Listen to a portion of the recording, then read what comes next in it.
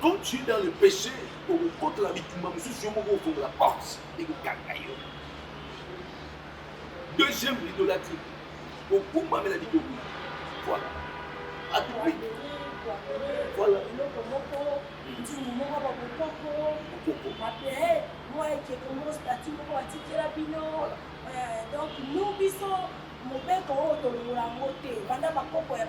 Il y a des gens qui prient jusqu'à maintenant, par exemple, idolâtrie. Et ils prient d'inceste. Voilà. L'inceste. Voilà. Ah, ça ne peut pas d'inceste. Et ça peut être un péché. L'inceste. Nous tous ensemble. Par exemple, il y a mensonge. Mensonge. Je parle de sexe. Le Bouddha. Mais il prie. Mensonge. Il domine Kata. Il ouvre le compte. Il faut la porte du Kata. C'est être dans la distraction. La personne peut être distraite. Mais puis on sait qu'il est continue maintenant. Distraction, oui, distraction. Quand tu es distrait aussi, tu veux aussi on avait partout encore. Et pour empêcher, en fait, que tu puisses vivre la main de Dieu. Distraction. 6. Manque à vie de prière. Manque à vie de prière. Oh, celui qui est capable de prier, il est capable de prier. C'est ça. Manque à vie de prière. 7. Les apôtres là, aussi quand la présence sans arbre. Parce que Mingi va s'attacher à l'îlot là-bas. À loin de la présence, c'est ça. Très heureux de savoir que vous êtes tellement nombreux en train de suivre votre émission Réalité des Stars, l'émission qui est présentée par moi, Judy Rose Mavinga, B à ça veut dire Ocha Bissenda la Souka, pour ça moi bien de Toyokana, la femme à la recherche de Kentumena et de Kentumena. Matomité Mabeba Keto Bibili et Pekisi Mote Mamabe, et l'émission qui vous fait énormément plaisir. Dans cette émission, vous allez retrouver dans cette émission, vous allez retrouver votre joie, votre peu à travers cette émission Réalité des Stars. Et aujourd'hui, nous sommes avec Pasteur Flammer. Bonjour maman. Bonjour papa. Papa, moi, c'est moi volume. Santé. Santé, Zabien. Boni ba Sawadibota. Sawadibota, Zabien. Pour Salanga. Sanzamike. Sanzamike. Elongo na bandeko bolanda biso, tolingi toyeba ki Pasteur Flam. Pasteur Flam azali mosala nzambe nzambe abenga na mission depuis mwana mpona kosalela nzambe kombo wana bapesa nango eza consacré dans le ministère, le nom de Pasteur Flam. Comment Pasteur Flam consacré dans le ministère. Dans le ministère, comment consacré dans le ministère, l'église Chapelle de Grâce. Église Chapelle de Grâce. Chapelle de Grâce. Ils ont gagné la macate. Comment Pasteur Flam de la personne avant, parce que les autres pour nous on a permis de passer la baptême depuis moi. Donc, c'est un baptême parce que Zamba non c'est la macasse depuis ma naissance. Depuis les années nous avons aussi comme Pasteur Flam Macasse. Il y avait des témoignages, notamment on a eu beaucoup de amis moi là, on s'en a comme Pasteur Flam. Donc combo ana eza combo no ya bota mate, eza combo tant on dit baptême, den nzamba pesi. Apesi combo ya Pasteur Flam. Namina yeba moi muki le parcours de Pasteur Flam. Pasteur Flam auti wapi, abimela wapi, akoma musala nzambe ndenge. Pasteur Flam abimela l'église ya Chapelle de Grâce, place na abimeli, na sali pe parcours bisike bela, province ebele, on a tamboli toujours pour annoncer les bonnes nouvelles. Na tei bambujimai, balubumbashi, Bachikapa, Bakananga, Brazzaville, dans cette tournée évangélique pour parler de la part de Dieu, pour propager, parce que la Bible dit aller partout annoncer la bonne nouvelle à toute la création. Celui qui croira, il sera sauvé. Et celui qui ne croit pas, il sera condamné. C'est ça. Pasteur Flam a même l'église Chapelle de Grâce. Chapelle de Grâce et les arbres. Les Anglais, Avenue Makanda. Papa ya molimo ya Pasteur Grâce. Papa nanga molimo, j'allais apôtre Chindani. Autarokufa, paix à son âme. C'est lui qui est mon père spirituel. Autarokufa. Il est papa, il m'a. C'est lui qui m'a encadré dans le ministère, dans le parcours, dans le travail de Dieu. C'est lui qui est mon père spirituel. Il a encadré. C'est ça. Mais tout le monde a passé un temps bébé, hein? Au monde a abîmé, au sein de Salanzambe, Maza papa Molimo. Ah, non, papa Molimo. Là, ce sont des charlatans. Parce que si nous avons il faut avoir un père. Un enfant doit avoir un père. Dans le ministère, tu dois avoir un père. Si tu as un papa, tu sais que tu dois avoir un père pour la question de là, pour encadrer, pour orienter, enfin que nous sommes en Zambie qui est possible. Merci, Pasteur Flamme. Pasteur Flamme, on va appeler en Zambie dans la région. Je suis appelé en Zambie depuis moi, depuis l'âge de 15 ans. Depuis moi, je suis appelé en Zambie.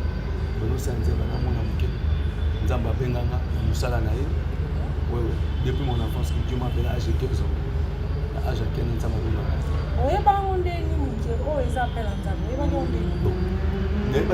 parce qu'il y avait des choses dans la vie, dans la lali, dans le boutou, dans le belanga, que na bengio au sel la ngai, na bengio au théabato, na bengio milimo te pika au se théabato ba se converti. Na nous on a ba vision, na ba vision que na nous on. Na lali nzamba o belanga. Il y a eu un message va pesa maman na ngai avant na bota ma père apôtre, ils a dit ma vie que mon nom bota ma za mo sanzambe ba signe a se manifester depuis na bota ma. Ba signe depuis moi na pe ki mon nom za mo sanzambe. Donc, Dieu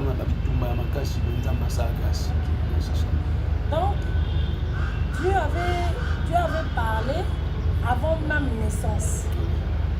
Dieu avait averti la maman que moi non kobota.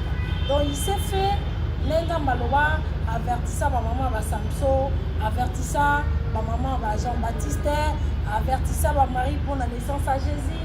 Donc il s'est fait de même que na kobota ma paix à Pasteur Flamme. Donc ce sont des signes là qui s'acquèrent. Moi noyo azanga. Soit moi no azamu tinda mi soit moi no azamu. Les aba signes là parce que maman nga bana osala ya bima. Donc azali zemi nga apôtre Manda après ça des messages que lui moi no azamu sana nzambe. Azamu moi no za lembo. Pétant na botama ki depuis moi na botamaka na bakile belé. Na botama na bitumba na risque même liwa mais quand na botama minga pour na bike mon nom aux amosa nzambe et ba signaler et s'accomplir par rapport à l'homme qui avait parlé avant ma naissance na botama ba signa ba botama et se manifester toujours jusqu'à maintenant ils ont continué toujours pour se manifester. Béni soit ma belle Melissa Kio pourquoi pambola maki ma belle Marie Melissa Kio Yesu Christ qui n'est pas mon c'est lui qu'on appelle le sauveur de l'humanité. Si nous sommes sauvés aujourd'hui, c'est à cause de fils unique qui était envoyé sur la terre pour nous sauver. Pasteur Flamme, le lot on dit le peuple de Dieu sur quoi? Le lot de l'hypothèse dans un sur la délivrance, les sous-thèmes c'est les liens. Thème dans la. Thème central, la délivrance. Sous-thème c'est le lien. Les liens. Voilà.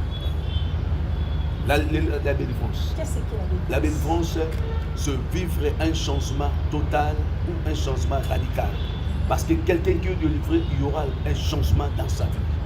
Mouton Nzamba Kangoli, on a un signe épanouissement d'abord, on a un signe avancement, on a un signe ouverture. Quand tu es délivré, la première des choses, Dieu mettra en toi l'épanouissement. Nzamba Katia Moutoua Kangwami, ouverture. Accomplissement,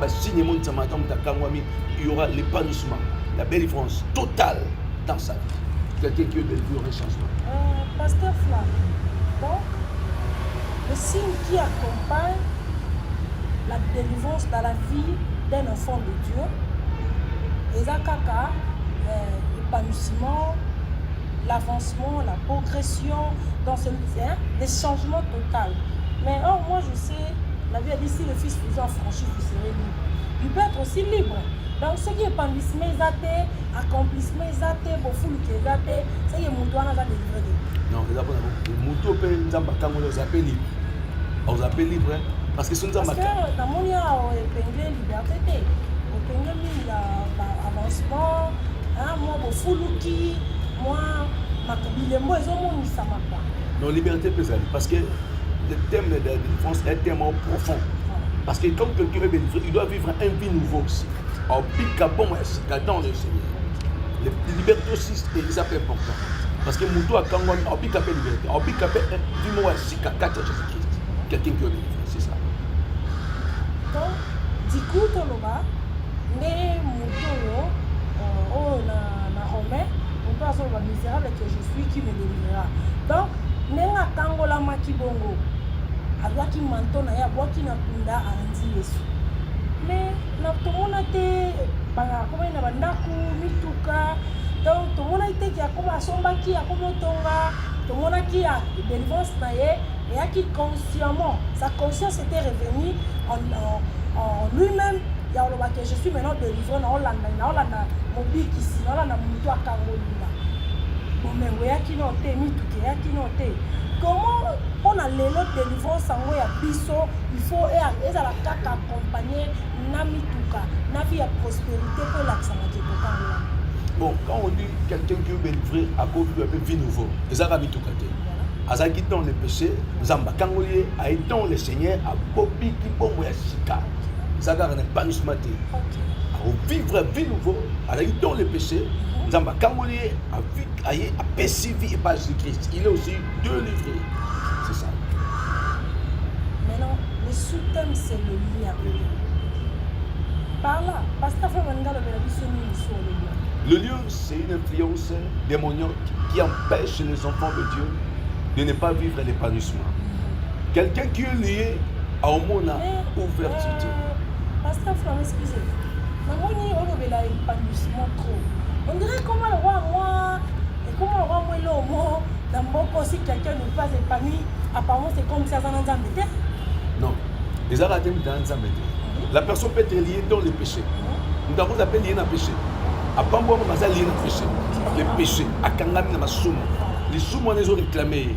Les sous-mois les gars à mon avancement. Les sous-mois les limité à Yamba Jésus-Christ. Les sous-mois les kangi. Et on a mis les liens. Une influence qui empêche les enfants de Dieu. Ils ont kangama dans ça. Pas bika bon moi malam. Nous doit kangami. Nous doit cause à la paix, on a ba immeuble na ye, on a mis tout cas, on a mis au sommet, on a sur le lien. Oui. Voilà ce qu'on a sur le lien ni po. Ah on te dit que son mutu, on a bonga, on a mis tout cas, on a bon on a mapangu. On a mis sur la base. Donc, Moutouana, c'est que même son esprit est bien. La personne peut avoir beaucoup d'argent, mais elle est liée dans les péchés. Dans les péchés aussi, elle a un bon moment. Bon moment, vous avez mal à monter. Elle est liée dans le péché. Ça demande aussi la délivrance dans sa vie. Et c'est un peu Nzamba Kangola. C'est important aussi. Aux ambons, même bon, on est bien, sous les habits. Et c'est la délivrance. Nzamba Zapana pour ça, d'abord à Kangola, dans le Seigneur. Donc, le lieu pour Moutou Sikoyo, Pasteur Flamme, à côté de la carte, il y a un lien. Ni ne comme mon carte à et là, comme mon carte sur marche n'est pas à ma vie. Marche est à ma vie. À Otambola, n'endengue plus des olobaté. À côté de la carte à balien. Marche est à ma vie, mon soit qui fréquenté à côté de Ndakonanga. La personne peut être liée à qui vous fréquentez maison Ndakonanga. À cause appel lié. Moutako appelle lié na ko Kenya banzela oyo sepeli ça gloire à Nzambete à kokangama. La personne peut être liée dans des mauvaises pensées à ma cantimo mabe. La personne peut être liée dans ndenge azokota na kati ba distraction moko ayebiti makota distraction. C'est comme aujourd'hui, il y a aussi les enfants mais il y a des pasteurs qui sont liés. À pasteur manaka ta science occulte. Il est lié. Il y en a. Donc, non pas ça Nzambete o bazali lié pe bazali. Oui, bazali. Et c'est n'a pas de délivrance. Mais il prêche déjà la parole. Il prêche la parole. Prêche. Oui. Il prêche la parole. Arrêtez, hein. Il délivre les gens. Le miracle s'oppose quand il se met debout devant le peuple de Dieu. Alors, c'est une délivrance qui se trouve. Cette délivrance, qu'est-ce qui prouve que la délivrance c'est où tu n'as pas Nzambé, non? Alors, allié, parce que c'est la commande Nzambé, ça demande la délivrance. Oui, ça demande la délivrance. Comment les avez malades? À ça, lié dans le péché. Ça demande aussi la délivrance dans sa vie. Et c'est ce qu'on appelle Nzamba Kangola. C'est important aussi. Aux ambons, Mais bon, on est bien, sous les amis, et c'est la délivrance. Ça va être pour ça, parce que bon, quand on a donc le Seigneur. Donc, le lieu, comme on dit, pasteur Flamme, encore dans la carte, il y a une barrière. Ni de comme on a et là, on a un balai sur marche les pesants. Marche les amabés. À autant de temps, on a des des hommes à côté de la carte balai. Marche les amabés, mon choix qui fréquenté à côté de la personne peut être liée à qui vous fréquentez, mais je suis d'accord. À cause d'appel lié. Nous avons appel lié, nous avons appelé ça, la personne peut être liée dans des mauvais pensées. La personne peut être liée dans des distractions. À éviter ma distraction. C'est comme aujourd'hui. Il y a aussi des enfants, il y a des pasteurs qui sont liés. À pasteur, il est lié. Donc, non, parce que on va lier. Oui, Bazali. Et s'il n'a pas la délivrance. Il prêche déjà la parole. Il prêche la parole. Oui. Il prêche la parole. Il délivre les gens. Le miracle se pose quand il se met debout devant le peuple de Dieu. Alors, c'est la délivrance qui se trouve aux amis. Cette délivrance, qu'est-ce qui prouve que la délivrance c'est où tu as pas exemple? Avant d'allier, parce que c'est la commande d'Amérique, ça demande la délivrance. Ça demande la délivrance. Et c'est notre amateur. Si on remonte Pasteur Flamme, donc il y a une délivrance oyo, délivrance on va accorder au peuple oyo, délivrance à solo, il y aura des signes qui vont se manifester. Sauf que nous avons un juge, dans le général, c'est un exemple. Si je fais que tu m'as envoyé, montre-moi un signe. Tant que c'est l'élément. Le vrai délivrance, il y aura des signes qui vont accompagner selon la parole de Dieu. C'est le signe que mon toit, quand on a mis dans un exemple solo, le vrai signe, ça va se manifester. Et on dit que il est revenu. Il est déjà venu. Où les vrais adorateurs adoreront le Père en esprit et en vérité. Les vrais adorateurs, Christ parle des vrais adorateurs, adoreront le Père en esprit et en vérité. C'est ça. Dieu mettra la différence entre le vrai et le faux. C'est ça Dieu. Dieu mettra la différence. Le vrai et le faux.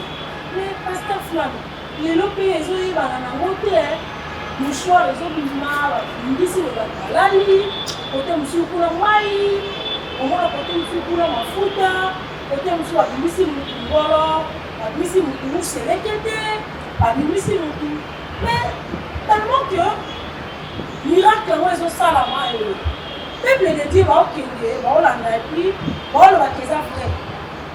Ils ont la qui s'est maté qui mira que tu vas le problème est ça, c'est que toucher ma foute dans chaque scène. Ma foute est sur ma foute, ça m'a recommandé l'homme de Dieu à utiliser ma foute. C'est une recommandation. Moi aussi, je peux être là, ça m'a recommandé utiliser pour une c'est une recommandation. À recommander, c'est là-haut. Il y a d'autres choses que ça m'a passé pour demander ma foute, pour prier pour attendre une recommandation. Ça, c'est une recommandation, ça m'a recommandé. Utiliser ces piliers de chaque scène, si quelqu'un est malade, là, c'est autre chose. Pas prier, là, c'est autre chose. On ne comprend pas les choses. Mais si vous avez dit, vous avez une fois, vous avez un signe, vous avez fait un signe. Ça, il y a un photo, pasteur Flamme, qui est dans l'église. C'est qu'on les a ordonnés. Ma faute est ordonnée. Il y a pas ordonnée. Je viens de dire, ma faute est ordonnée. Ceux qui vous savent, ils savent. Mouchoir, mon coco. Mouchoir, mon bébé, qui est dans $100. Mouchoir, moi, mouchoir, là, ça c'est. Mouchoir, $100. Ma faute est ordonnée, 50. Huile d'olive, $50. J, parce que la honte a vu son église. Maïwana, pour chose à la $10, ma petite arrêtée, ma petite. Et ça m'a fait tout. Bon, au sein de ma foute, là, sur la police, au sein de ma foute, la ndenge, ils ont recommandé, ils ont madame. Mais côté qui là-bas, ils ont ma foute, c'est pas du tout. Ils ont madame. Côté que nous avons madame. Oui, ils ont madame. J'en ai pas de monter que là. Monter que là, dans l'église, dans l'église, et ça me dit. Oui, ils ont madame. Côté qu'il y a un mouchoir. Côté qu'il y a un mouchoir. Côté qu'il y a la J. Oh, le pasteur a fait un papier mouchoir. Nous avons sombre papier mouchoir. Nous avons porté ensemble, on a $500. À mon ami là. En tout cas, moi je suis content. Parce que pour ça, vous avez des choses. Comme quelqu'un qui est en Christ, il a crié à la parole de Dieu. donc était à s'approcher devant Nzambe, devant un homme de Dieu. Il a crié d'abord. Il a dit, mais ça dit qu'il a crié qu'il est mort. C'est que dans le bas, parce que la de l'Europe, le Maloba, et puis les Oloba, voici le miracle qui accompagnera ceux qui auront crié. Donc, ceux qui auront crié à mon nom, voici le miracle. Donc, ce qui est là, dans l'église, le Maloba, on lui malisusu, peut-être on lui m'a pas, on te dit un miracle, mais comme il faut dans son mané, dans son mouchoir, dans son huile, dans son maïmoko, dans son papier, dans son donc il faut dans son batata, moi signe à mon coboyer, il faut. Donc, c'est que les lois passent à l'entendre, voici le miracle. Le temps que nous sommes au temps de la fin. Au Christ a vaincu dans autant de différence. Ce sont des signes qui ont manifesté différence entre les vrais et les faux. L'église, on peut passer à flamme, ouais. Pas une paire dans l'église. Bon, pas tout le monde est venu. Oui, il y a masse. Pas de bol dans le miracle. Parce que tant que les miracles qui nous se sont pas de Dieu. Il y a des miracles que nous avons fabriqués, fais ceci, non. Le langage de l'église est avec un somateur. Et nous savons mis l'église. Parce que si nous c'est que Dieu va frapper les faux serviteurs. Le temps que nous sommes, je parle en tant que l'homme. Dieu va frapper les faux. Tant que nous sommes en souka, nous allons frapper les sans amalukuta. Au moins, nous avons un passage, il a essayé pour les sans amalukuta. Parce que au moins, la même pratique là-bas. Ce sont des signes au monde à eux. Il faut miracle ça ne vient pas de Dieu. Le temps que nous sommes d'abord frappés dans cette nation, Dieu va frapper, d'abord frapper le monde entier. Pour la pasteur flamand, Dieu va frapper.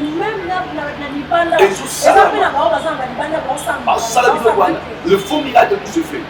Pour le temps que nous sommes, nous avons une différence entre le vrai et le faux. Il y a vu qu'entre le vrai et le faux, on va combattre Dieu le vrai. Mais moi, je sais, le Dieu est la différence. Mettra la différence.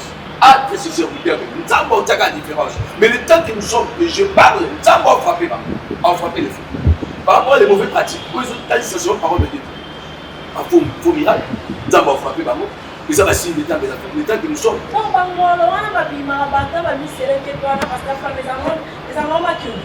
Bon, moi, pour moi, il n'y a pas de signe qui me teste parce que je ne suis pas convaincu de ça. Parce que, l'esprit n'a ni os n'a ni chien. Si on cherche, on dit c'est que tu vas là, tu vas parce que moi, de ma part, en tant que pasteur Flamme, il n'y a pas de signe où il convainc que les symptômes là, ça peut Dieu. De ma part, je ne suis pas convaincu de ça. Est-ce que, pasteur Flamme, tu fais vraiment parenthèse? Tant que Yesu a besoin de l'île au Mapé, na moi, on va pas malade à l'île. Tant que Yesu a besoin de l'île.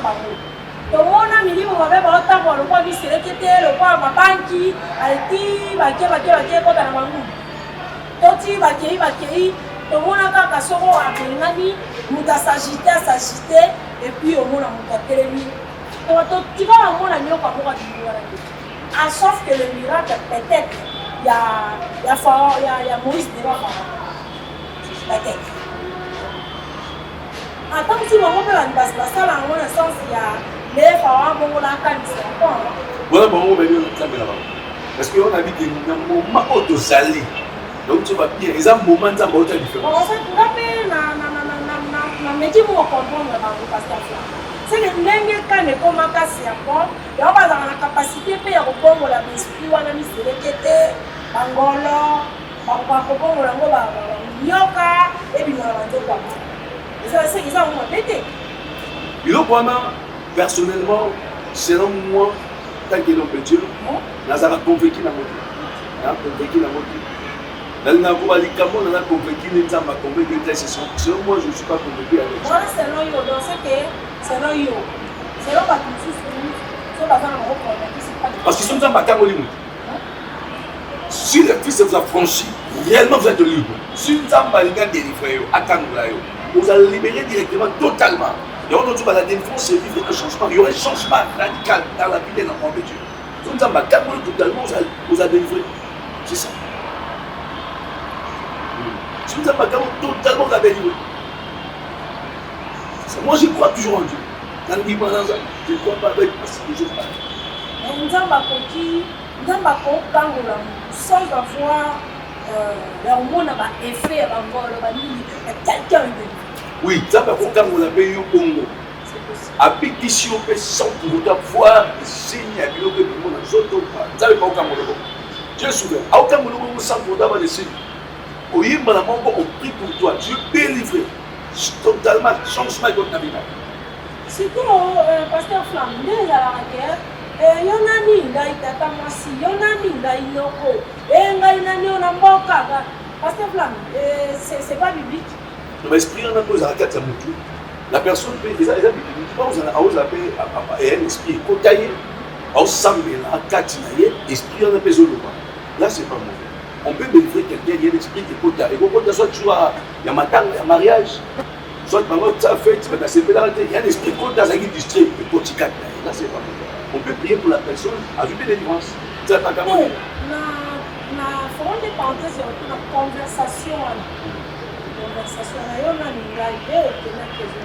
c'est pas mauvais. Il y a ma vie, parce qu'il y a des esprits qui ont au peuple de Dieu, il y a eu de la musique, la mythe, on a pas.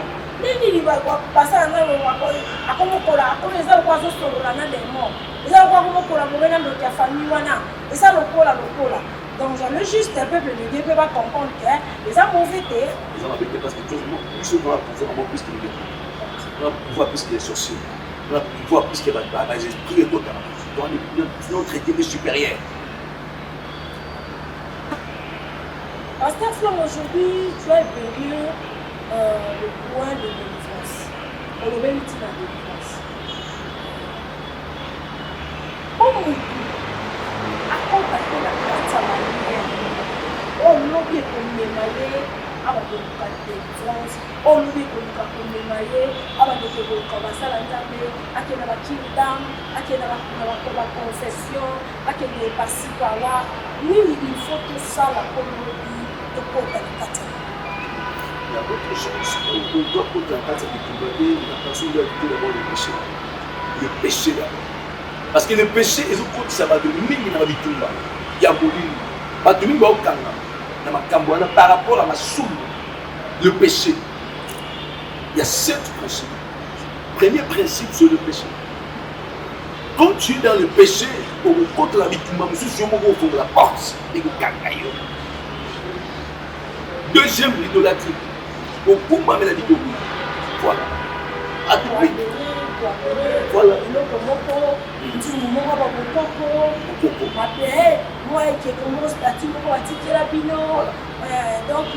sommes.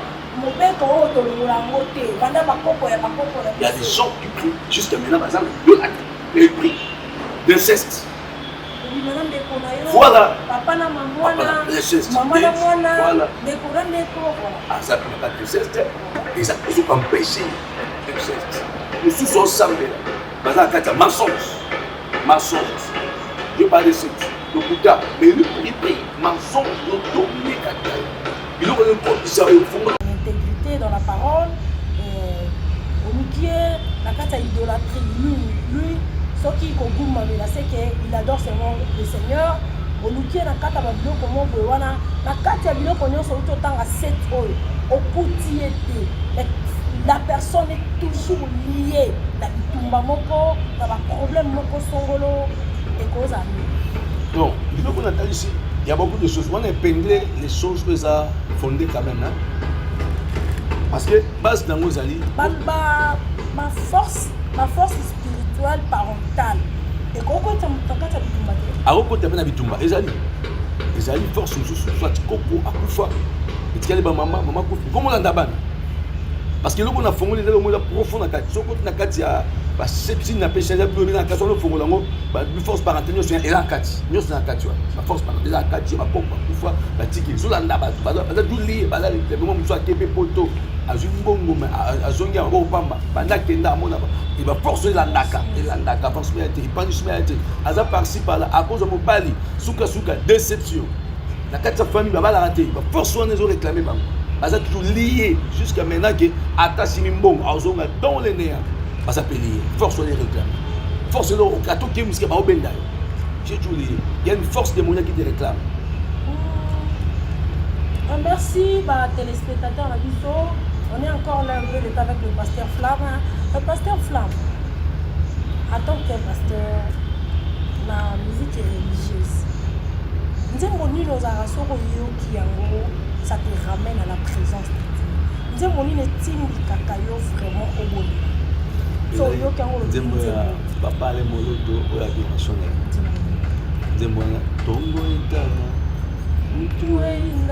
Adoration na adoration manyo sona moto kitisa. Nzembo na pe ba moto banzembo pe le kota na France nzambe. Donc plus au Camille papa le moloto. Oui, adoration. Donc vraiment parmi ma chanteur Oyo, Sozo Yoka et on a toujours dans la présence nzambe na nzembo ya mama na chobete mama tama kota na prince nzambe nzembo tu ba siko ya allo nzembo de kota na prince nzambe. Nous venons à toi. C'est ça aussi. Au nom de ma famille, Jésus me voici. Nous venons à la toi. présence nzambe aussi. C'est ça. Oh Yahweh, Yahweh, Yahweh, Yahweh, Yahweh, Yahweh, nous venons à toi. Donc, j'ai parlé de Nzembo. C'est ça. La Nzembo est fortifiée vraiment. Pour ça, qui nous a fait connecter dans la présence de Dieu. C'est ça aussi, j'aime aussi ça. Pasteur Flamme, tu as cité déjà. Pasteur Flamme, dans le parcours, dans la marche, quelles sont les épreuves? Oui, ça là qui réalité dans le enfin là que nous avons politique à nous ça. Dans mes preuves pour nous écouter dans le ya bitumba on sentit que ba ko mo apé pour na yo on peut sa réputation na yo au tabu sa sango ndinga mabe kasi. Alors quand ça va épreuve wana moi mon thème ya ko lâcher mon thème ya ko abandonner j'espère que la même peut parce que dans quand ça va épreuve de David Aouba même si je marche dans la vallée de l'ombre de la mort je me tiens en très mal car tu es avec moi. Ton bâton est en grâce. Malgré le bâton et la houlette a été là comme l'assurance pour toi. Nakata valait en haut. J'espère que tu connais les Arabes. J'espère que pour saper à côté capé les Arabes. Espérance, la foi. Et ça qui est au achevé mission au lelo aux à la flamme au rosa. Bon, après il faut que tu vas toi, notamment tu as un peu découragé, mais au senti qu'il y a une institution qui nous pousse na benga yo, il ne faut jamais abandonner ta foi. Je suis déterminé, oui, déterminé toujours, je ne peux jamais abandonner. C'est ça la détermination. Malgré beaucoup de se décourager, maintenant on a toujours c'est moi qui t'ai appelé au sein de la caille. Il ne faut jamais abandonner l'œuvre de Dieu. Persévérer toujours. Pasteur Flamme, il y a un homme de Dieu qui est quelque part à la place de Monsongolo. Il s'est parlé trop de lui. Il y a Oyaza. Madame Kimalamu.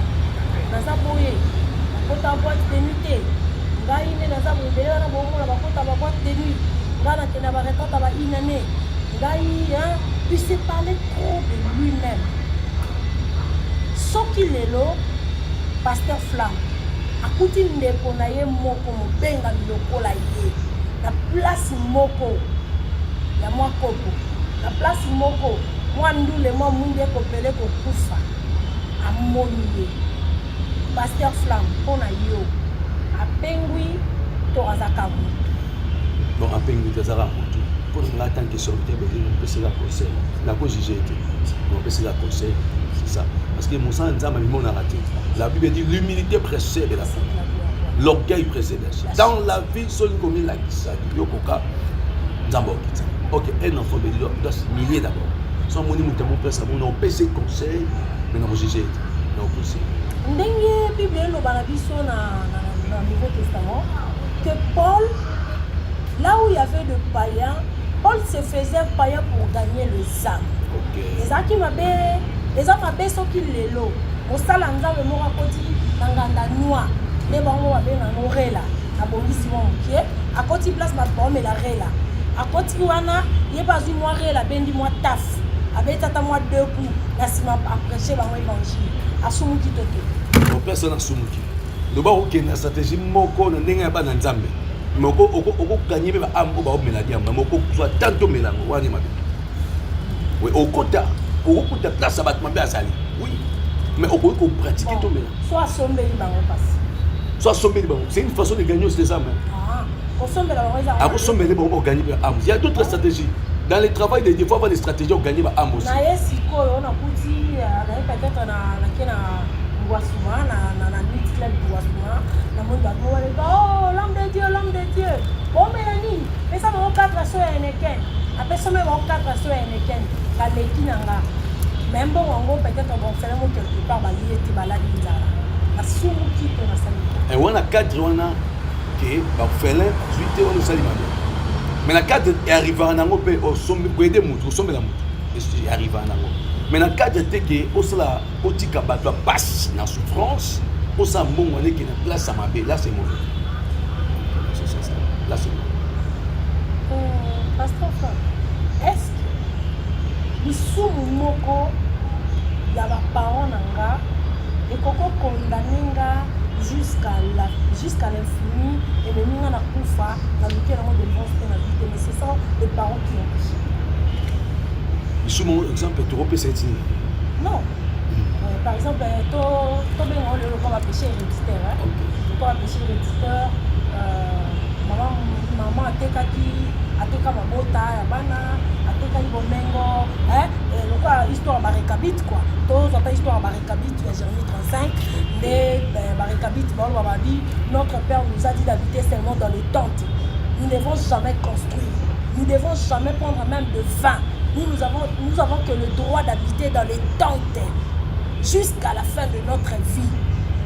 C'est eux qui disent à Moïse, parce que mon père, quand on a tata, on a vu son moubatika qui a. Est-ce que le sou il y a bongo? Le col les gars, mon colo pas dans l'air le baki. So bat babiquer le délivrance. C'est qu'on le voit,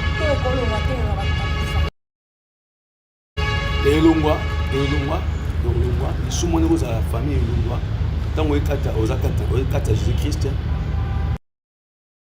au 4 ans, premier des choses, j'ai donné la première des choses, il a commencé à renverser les hôtels de son père.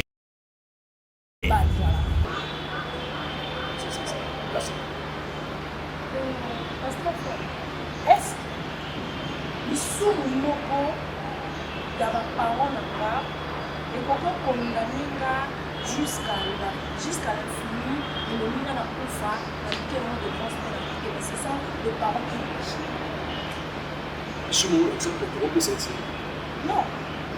Par exemple, quand on a péché héréditaire, on a péché héréditaire, maman a teka mabota ya bana, a teka libomengo, histoire barekabit quoi. Tous appellent histoire barekabit, Jérémie 35, mais barekabit, notre Père nous a dit d'habiter seulement dans les tentes. Nous ne devons jamais construire, nous ne devons jamais prendre même de vin.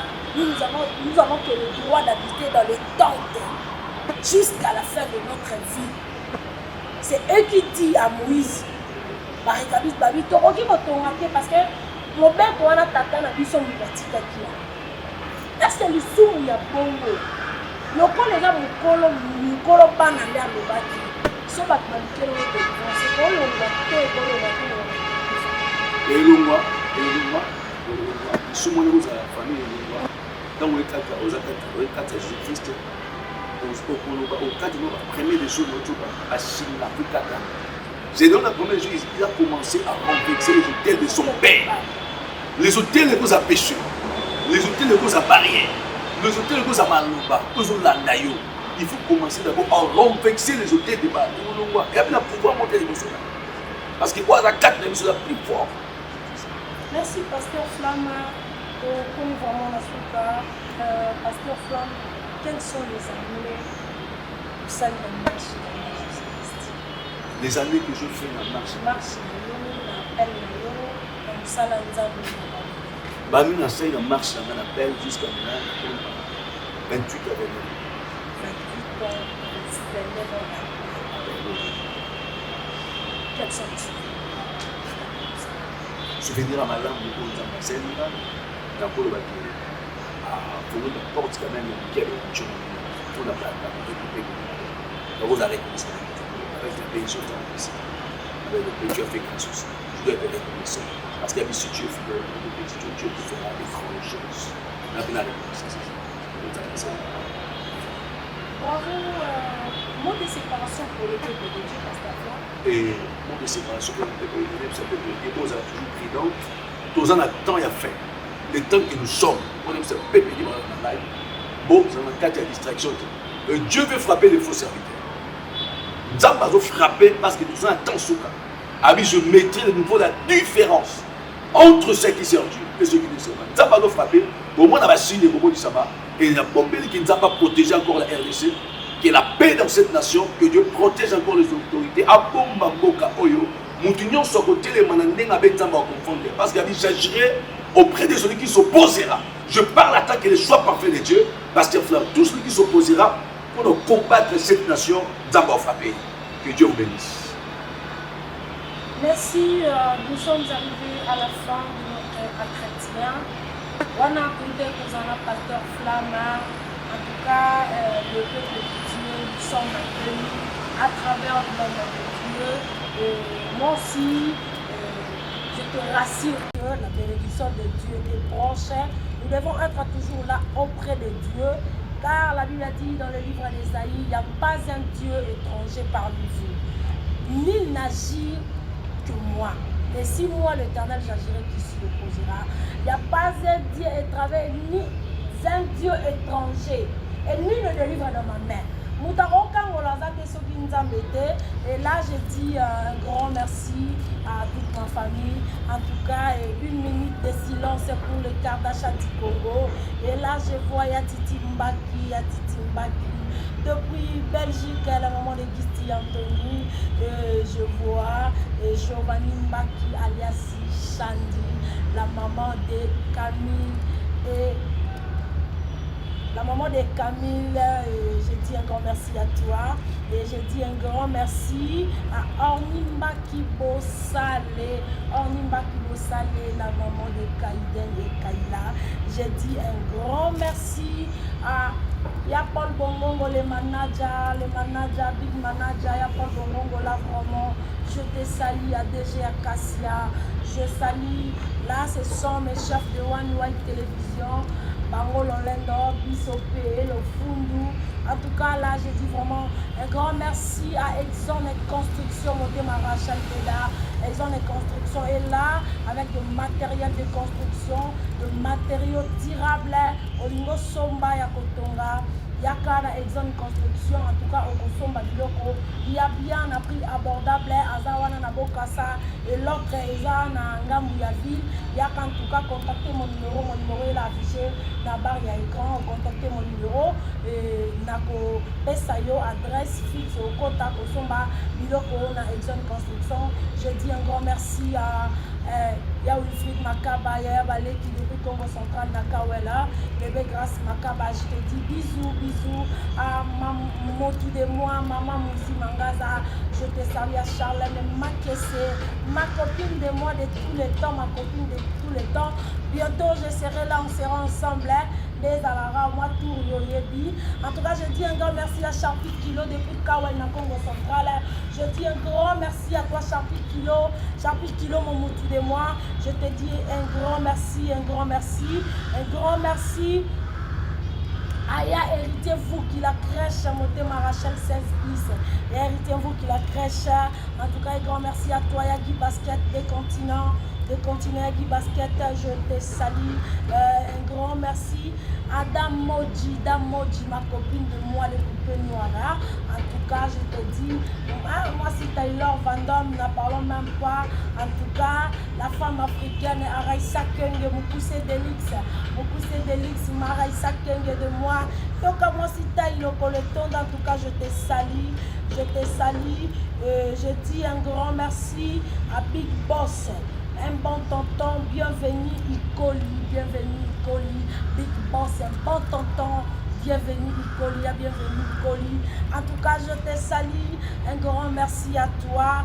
Je dis un grand merci à toute ma famille, à Megastar, à Francis Bissenda, Ndambepe Mofiniku, Songia Nabangonio solidaire à presse, et à Mboko Congo sera bandi Batoussou Batala Marate, à un bon tonton Elvis Bissenda Bakala. Je salue toute ma famille et je vous salue toute ma famille. Je dis un grand merci à mon bébé. Il y a Chris Lutete, Diadel Lutete, je te salue.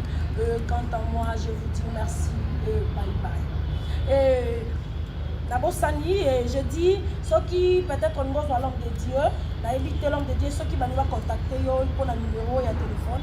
Mon numéro c'est 081. Et ça va mon numéro 081 97 53 785.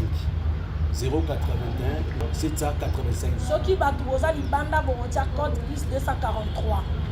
Plus 243 et puis au chiffre Zolanda Nasuka, la ville va poser Libanda, la ville va poser à Wasoko Lingo, le pasteur Flamme Blanc de Dieu Lingo Bengaye, aux apôtres Solanaye.